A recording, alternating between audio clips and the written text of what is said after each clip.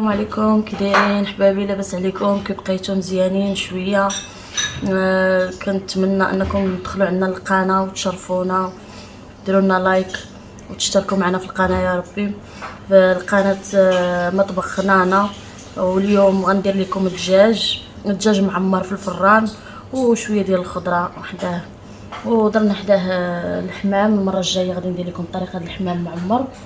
اليوم ما قدنيش الوقت، ما درتش، درت غير الدجاج وشويه ديال الخضيره، وكنتمنى تشتركوا معنا. ودابا غادي نبداو. دابا غنديروا الكبده ديالنا، غادي نبداو نديروا الكبده اللي قطعنا، وغادي نديروا الثومه ديالنا،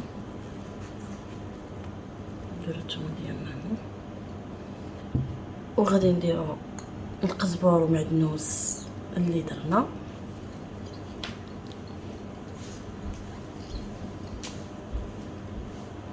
وعندي هنا الزيتون حتى هو غادي نديرو،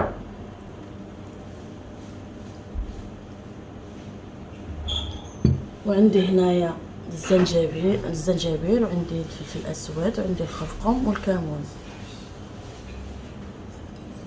والملحه حتى هما كاملين غنديرهم.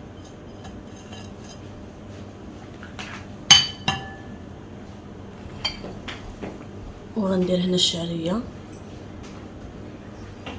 وغادي نخلطهم.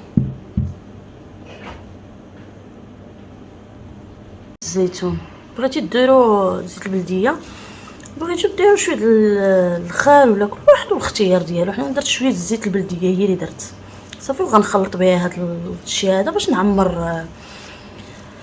نعمر الدجاجه ديالي. دابا غادي نبدا نعمر الدجاجه ديالي من الداخل.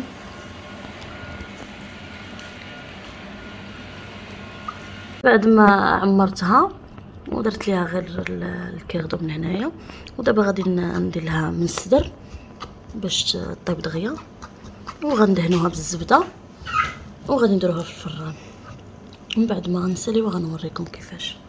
هاد الخضيره هادي غنفورها مع الدجاج، غنديرها دابا التفور، ومن غتفور وغنحطها غنزين بها الدجاج.